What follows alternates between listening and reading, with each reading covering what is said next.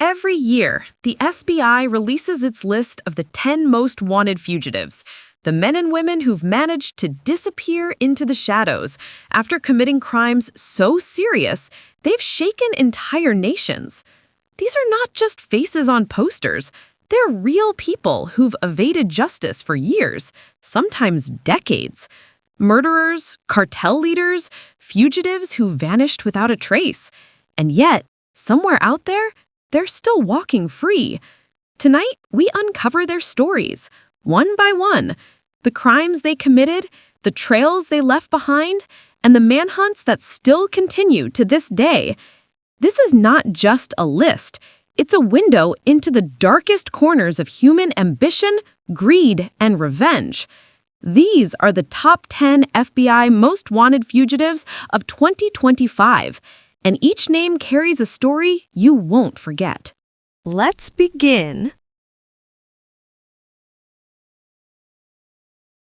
In the heart of Mexico's Sinaloa state, where mountains hide more secrets than the streets below, a name began to echo quietly among men who lived by guns, money, and fear.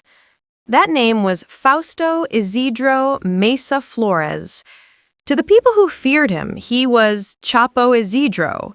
To law enforcement, he became a shadow, one they could never quite catch. Born in 1982 in the town of Navajoa, Sonora, Meza Flores grew up in a place where opportunity was scarce, and the drug trade was a way of life. Like many boys of his generation, he learned early that the border between survival and crime could be thin, and that loyalty in the world of cartels was often paid for in blood. As a young man, Fausto watched the rise of the Beltran Leyva organization, a cartel known for its ruthless control and deep connections. He started small, a courier, a lookout, another nameless soldier. But he was sharp, cautious, and quick to understand the logic of power.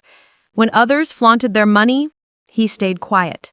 When others fought for attention, he learned to disappear. Over time, that instinct to stay unseen became his greatest weapon. By the mid-2000s, Fausto Isidro Meza Flores had become a trusted lieutenant in the Beltran Leyva cartel, working under the infamous Arturo Beltran Leyva, a man feared even by his own men. It was during these years that Chapo Isidro earned his reputation as both a strategist and a survivor.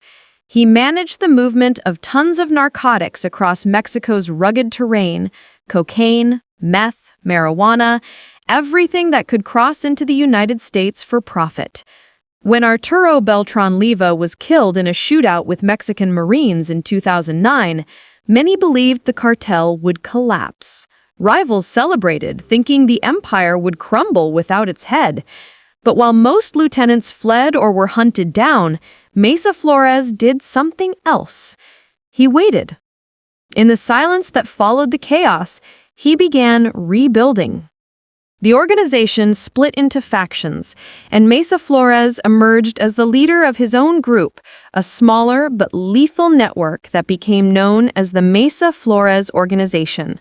Based in Sinaloa, it quickly aligned with remnants of the Beltran Leyva group and parts of the Juarez cartel, forming new connections in the constant reshuffling of Mexico's underworld. His empire wasn't the largest, but it was resilient. While bigger cartels like Sinaloa and Jalisco New Generation fought bloody wars for national dominance, Meza Flores quietly expanded into drug distribution, money laundering, and gun running. He maintained routes through Sonora and Baja California, using legitimate businesses as fronts and corrupt officials for protection. Unlike other cartel bosses, Chapo Isidro rarely appeared in public. There were no flashy videos, no golden rifles, no online fame. He didn't need it. His name alone carried weight, whispered by those who owed him or feared his reach. By 2013, U.S. authorities had begun connecting dots. The FBI and DEA traced shipments of meth and cocaine directly to Meza Flores' network. The operation stretched from Mexican labs to distribution points across the southwestern United States. In 2013, a federal grand jury in the District of Columbia indicted him on multiple charges, including drug trafficking, conspiracy, and money laundering. Still, he vanished before they could touch him. For more than a decade, Fausto Isidro Meza Flores has managed to evade both Mexican and American authorities. Reports place him deep within Sinaloa's countryside, protected by armed guards and loyal communities who view him as a provider rather than a criminal. In those regions, it's said he pays for food, roads, even schools, creating an unspoken loyalty that makes capture nearly impossible. What makes him particularly dangerous is his intelligence. Unlike many cartel leaders driven by ego, Meza Flores operates with methodical patience. He doesn't seek control of cities, he controls corridors. His strength lies in his ability to blend the old-school cartel discipline with the modern methods of digital communication and finance. Investigators describe him as the ghost trafficker. He communicates through layers of intermediaries, moves frequently, and avoids large-scale violence that attracts national attention.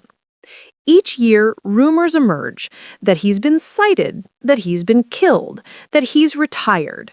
Each time, they fade into uncertainty. The man who built his life on invisibility continues to live by it. For law enforcement, Meza Flores remains one of the most frustrating figures in the global drug war. The FBI has offered a $5 million reward for information leading to his arrest. Yet, despite years of intelligence, raids, and informants, not a single photograph or verified location has surfaced since 2015. To some in Mexico, he's become a myth, a ghost that walks among the mountains. To others, he's a reminder that no matter how many arrests are made, another figure will always rise in the shadows.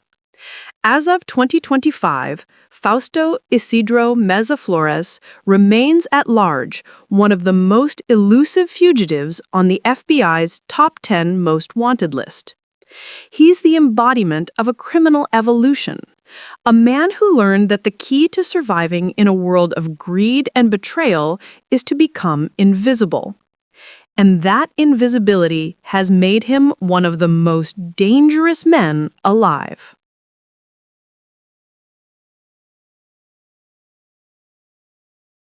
It started, as so many dark stories do, with promises.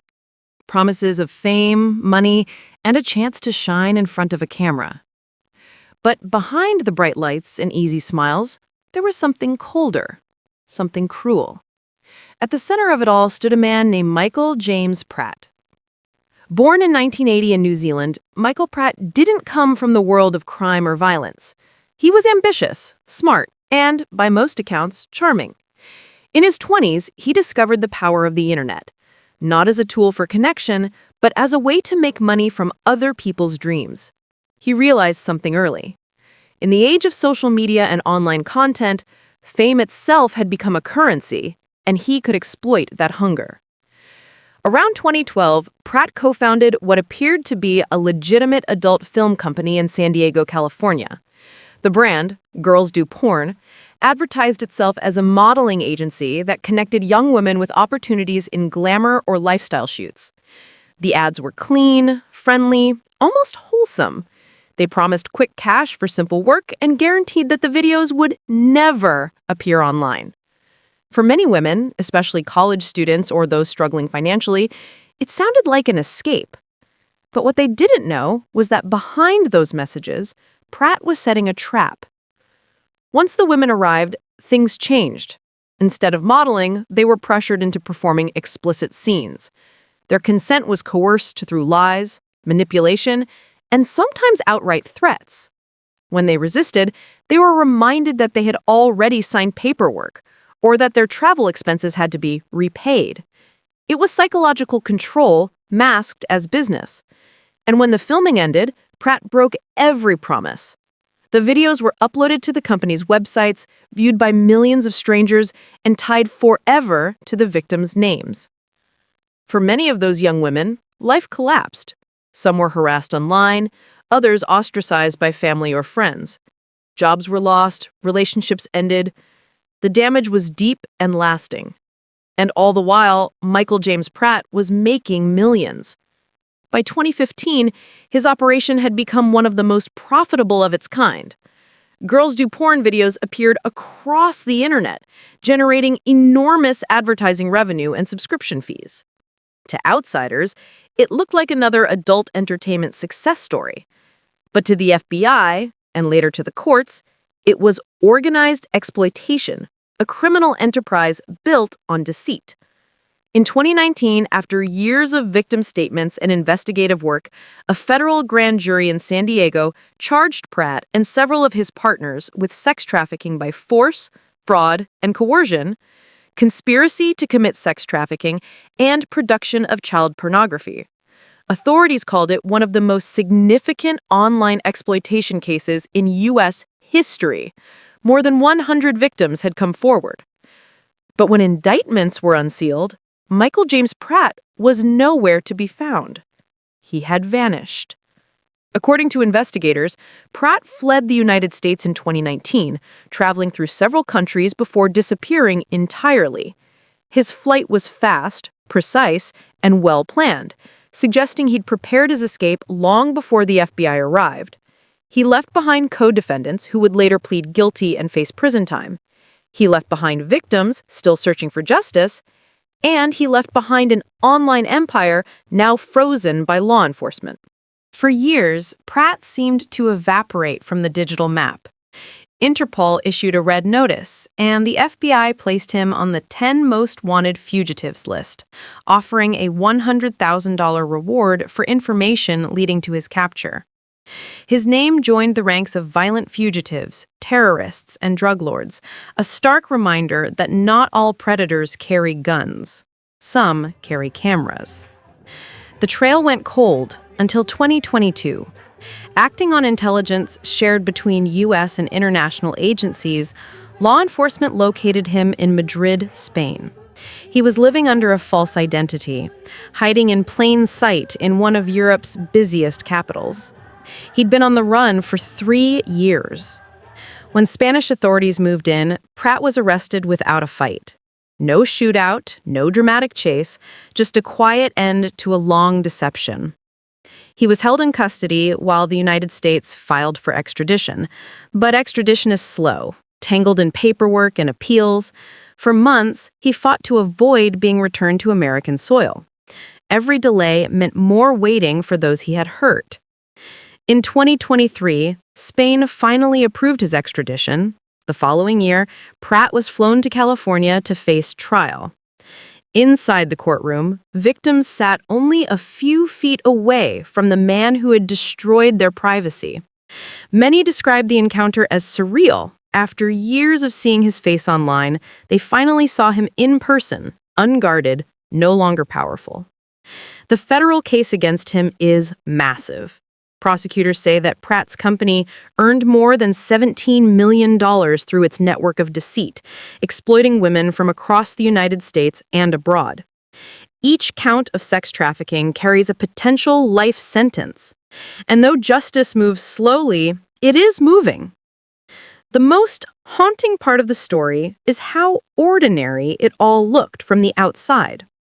There were no drug wars, no assassinations, no secret hideouts in jungles.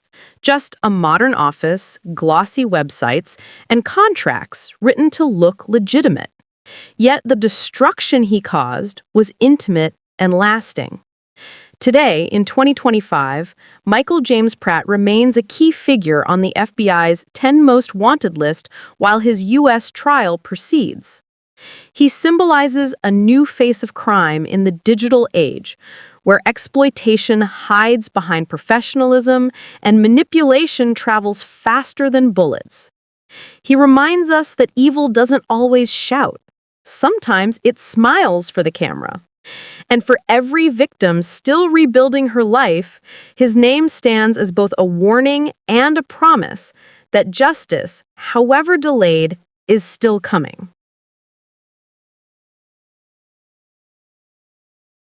Milwaukee, Wisconsin, May 29, 2006. It was a holiday weekend, the kind people spend laughing, grilling, and forgetting their worries. Families had gathered in South Shore Park, near the calm waters of Lake Michigan. Children played, couples danced to music, and the smell of barbecue hung in the air.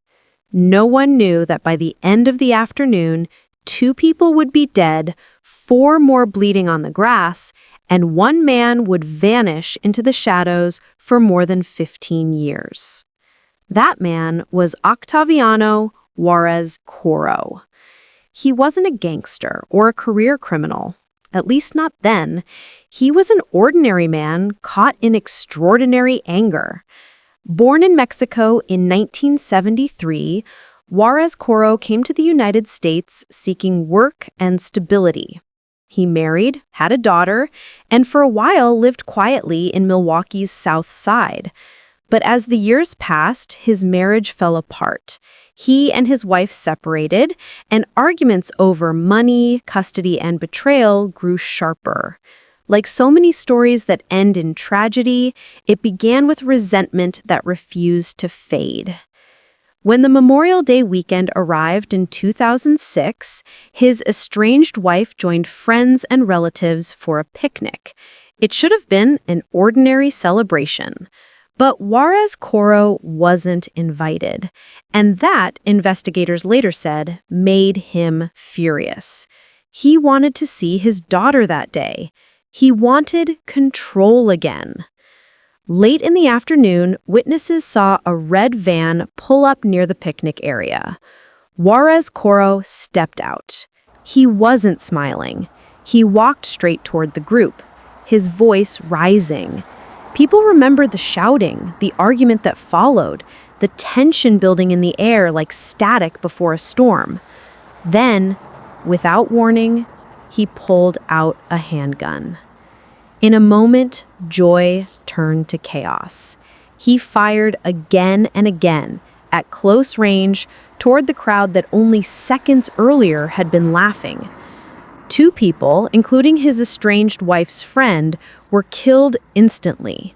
4 others were wounded before he fled. Children screamed. People dove behind picnic tables and trees. It was over in less than a minute. By the time police arrived, Juarez-Corro had vanished. The van was gone, and witnesses were too shocked to understand what had just happened. What should have been an open and shut case became a manhunt that would last almost 2 decades. Detectives traced him through relatives, friends, and border crossings. They learned that within hours of the shooting, he had likely fled Milwaukee and headed south. Over the years, rumors placed him in California, Texas, even Mexico City. Each lead ended the same way: silence. He had become another ghost crossing between 2 worlds. For years, the case remained one of Milwaukee's deepest scars. Every Memorial Day, reporters would revisit the tragedy, showing the same photos of smiling faces now gone. Detectives retired, new ones took over, and still there was nothing. It seemed as if the man responsible had simply disappeared into the landscape. Then, in 2021, 15 years after the shooting, the FBI placed Octaviano Juarez-Corro on its 10 Most Wanted Fugitives list. His name joined terrorists, cartel leaders, and fugitives accused of monstrous crimes. The Bureau offered a reward of $100,000 for information leading to his capture. His photo, an aging face, eyes that once looked angry, now just tired, appeared across America's news screens once again. And it worked. In February 2022, authorities received a crucial tip. It came from Mexico. Working with Mexican law enforcement, the FBI traced Juarez-Corro to a neighborhood in Guadalajara, Jalisco. He was living under an alias, moving quietly, perhaps believing the world had forgotten. But justice hadn't. Agents surrounded the area. There was no standoff this time, no violence. After 16 years on the run, Octaviano Juarez-Corro was arrested without resistance. He looked older, thinner, a man worn down by time and guilt. When U.S. Marshals brought him back to Wisconsin, news cameras captured the moment. For the victims' families, it was the first sense of closure they'd had in nearly 2 decades. The trial was set. He faced 2 counts of intentional homicide and multiple counts of attempted homicide. But before justice could fully play out, something unexpected happened. On January 22, 2023, just months after being extradited, Juarez-Corro was found dead in his Milwaukee jail cell. Authorities ruled it a suicide. For some, it felt like justice denied. For others, it was an ending, however imperfect. The families of those he killed never saw him face sentencing, but at least they no longer had to fear him walking free. Even now, the South Shore Park shooting is remembered not only for its brutality, but for its randomness. It showed how quickly anger can turn deadly, how one person's bitterness can destroy a day meant for joy. And it reminded law enforcement that fugitives can hide for years, but time has a way of catching up. Today, the picnic area has no signs of what happened there. Children play, music drifts from radios, and the smell of barbecue still hangs in the air every summer. But for those who remember, there's a quiet understanding that peace is fragile and the line between an ordinary day and tragedy can be just one moment, one decision, one trigger pull away. Octaviano Juarez-Corro's story ends there. A man who lost everything to rage and spent 16 years trying to outrun it.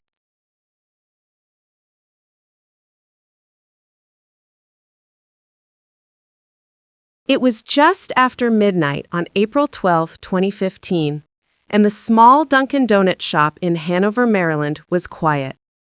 Only the hum of the refrigerators and the soft hiss of the coffee machines filled the air. A young couple worked the night shift together, Bhadreshkumar Patel and his wife Palak. To the few customers who came in that night, they looked like any other newlyweds, polite, reserved, quietly efficient. But beneath that calm, something was breaking. Bhadreshkumar Patel was 24, a recent immigrant from India. He and Palak had married just a year earlier in 2014 in a traditional ceremony attended by both families. After their wedding, they traveled to the United States to visit relatives and, like so many young couples, hoped to build a new life. They worked together at a relative's Dunkin' Donuts franchise to save money. They rented a small apartment, talked about school, travel, and perhaps starting a family someday. But behind those small dreams, there was tension. Palak wanted to stay in America. She liked the independence, the promise of something different. Bhadreshkumar wanted to return to India. He missed home and he feared that their visas were running out. Arguments began quietly, then more often, more bitter. He was described by friends as quiet and dutiful, but also traditional and controlling. He didn't like that Palak had begun talking about staying in the U.S. alone if he went back. To him, that was shameful. That night in April 2015, the argument followed them to work. Security cameras showed the couple moving behind the counter together. At 2:58 a.m., Palak walked into a small back kitchen. Seconds later, Bhadreshkumar followed her. No one saw what happened next. A customer entered the shop a few minutes later. The front counter was empty. No one answered when he called out. He waited, looked around, then noticed something wrong. The back door was slightly open. When police arrived, they found Palak's body on the floor of the kitchen. She had been stabbed multiple times. The knife was left behind. There was no sign of a struggle, just silence. Bhadreshkumar Patel was gone. Police reviewed the footage. Moments after the attack, he was seen walking calmly to the front of the shop, turning off a few switches and leaving through the back door into the cool night. Outside, surveillance from the mall area caught him walking briskly along a sidewalk, then vanishing from view. He left his passport, wallet, and identification at home. No cell phone. No trace. In the hours that followed, police searched the neighborhood, nearby hotels, and bus stations. By morning, Patel was already being listed as a person of interest. But investigators soon realized he'd planned more than a simple escape. He had no car, yet within hours, he managed to vanish from one of Maryland's busiest corridors, just miles from Baltimore-Washington International Airport. That detail became a haunting mystery. Had someone helped him? Did he board a flight using another person's documents? Or had he simply melted into the vast network of Indian expatriate communities across the U.S.? Over the next few days, his name spread nationwide. News outlets showed his picture, a young man in a black hoodie, expression unreadable. Friends in India were stunned. Family members said they couldn't believe it. But detectives pieced together a troubling picture: the fight over returning home, Palak's wish to stay, his fear of dishonor. To police, it looked less like a moment of rage and more like a deliberate act. Within a month, the FBI obtained a federal arrest warrant charging Patel with unlawful flight to avoid prosecution. A year later, in 2017, his case was added to the FBI's 10 Most Wanted Fugitives list. The reward? $250,000. Posters went up in airports, train stations, and temples. Agents visited Gujarati Indian communities across the country and abroad. Every lead was checked, every rumor chased. Each ended in silence. Investigators believe that Patel may have fled the country through New Jersey or New York, possibly using a false identity. Some tips placed him in Texas, others in Canada, still others back in India, a place where family ties and rural isolation can make a man disappear. None of it was confirmed. Years passed. Interpol listed him as a fugitive, and his image, calm, composed, became one of the most circulated wanted photos in modern FBI history. What made the story especially haunting was how ordinary it seemed. There was no drug cartel, no grand conspiracy, just a young husband, a kitchen, and a choice that ended a life. Detectives who worked the case often spoke of how quiet it all was. No screams were heard through the walls. No one in the parking lot saw a thing. It was as if, in those few minutes, time had stood still. Palak's family in India continues to mourn, still hoping her killer will be found. Each year, on the anniversary of her death, they light candles in her memory. Her mother once told reporters, "She was just starting her life. She trusted him." Those words have followed every FBI update since. As of 2025, Bhadreshkumar Chetanbhai Patel remains at large. The FBI still lists him among its top 10 most wanted fugitives, calling him extremely dangerous and likely to flee if approached. He would now be 40 years old, possibly older-looking, maybe hiding under another name in a country that doesn't yet know his story. Somewhere, a man walks freely while his wife's memory lingers in the small Dunkin' Donuts that never reopened after that night.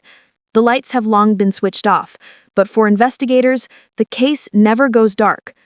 Because somewhere out there, Bhadreshkumar Patel is still running.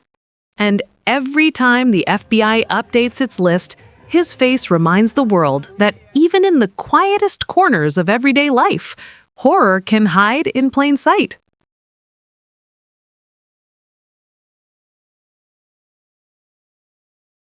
It was supposed to be the happiest day of her life, May 11th, 2012.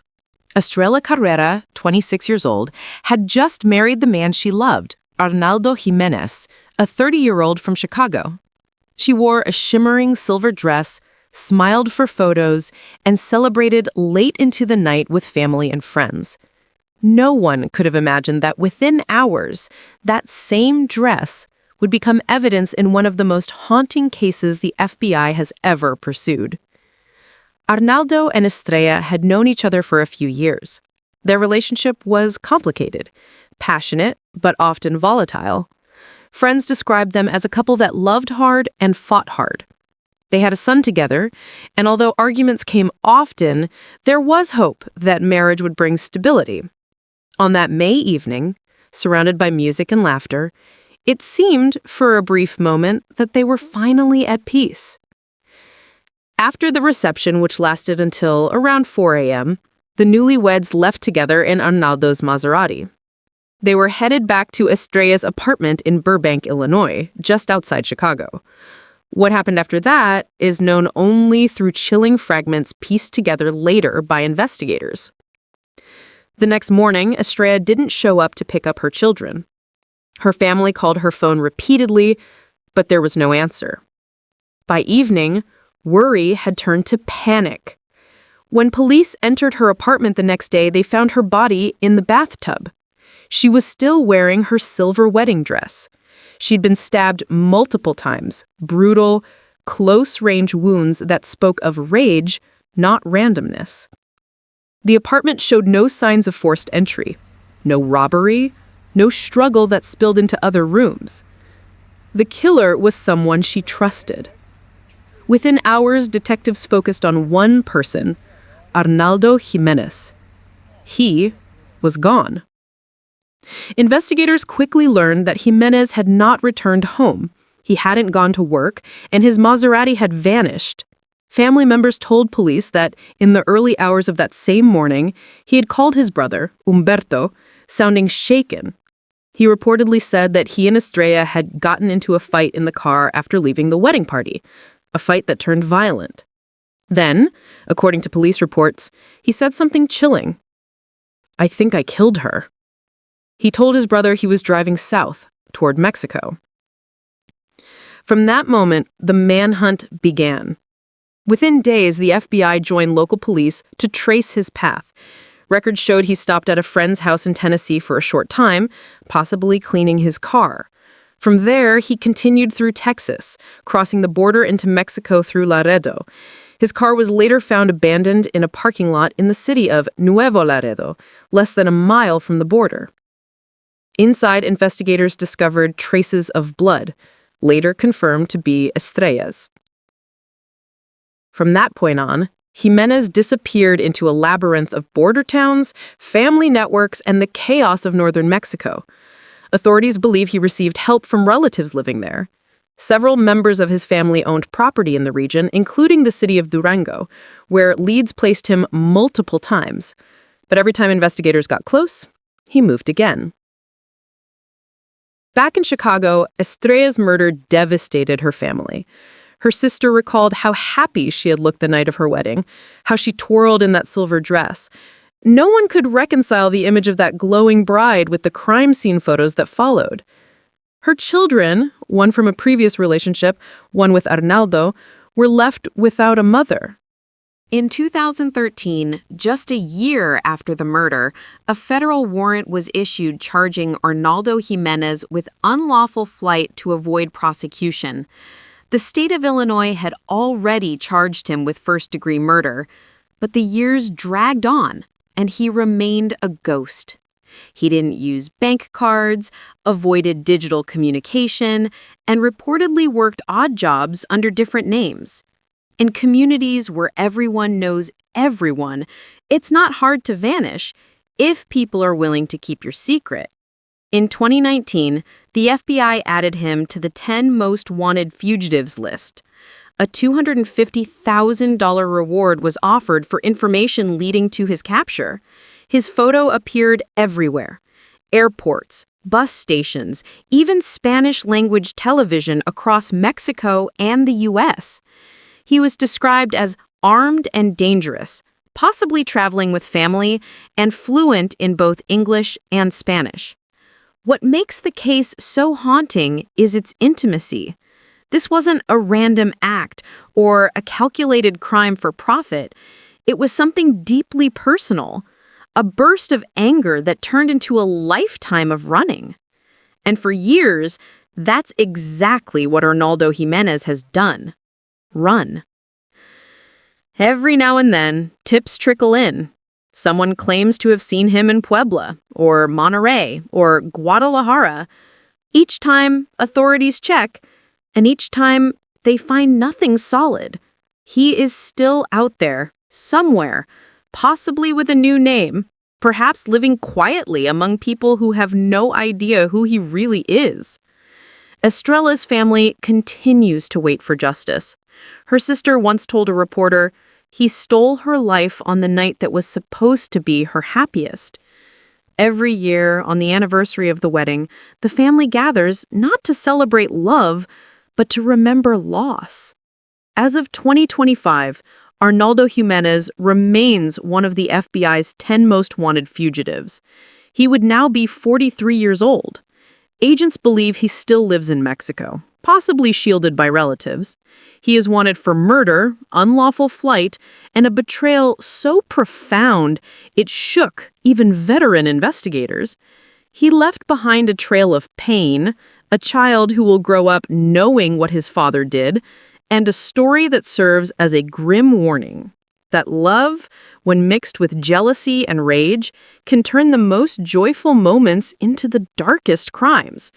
And until the day Arnaldo Jimenez is found, justice will wait, just as the ghost of a silver wedding dress still lingers in that quiet apartment in Burbank. 5 names, 5 lives on the run. From cartel leaders to killers who vanished overnight. Each of them left behind fear, questions, and broken lives. But one thing's certain, the hunt isn't over. The FBI still watches, and justice, it always catches up. If these stories moved you, make sure to like, share, and subscribe to Case Thread True Crime Documentaries, where every week we bring you the world's darkest crimes, untold cases, and fugitives still out there hiding in plain sight. Until next time, stay safe, stay curious, and remember, the truth always leaves a trail.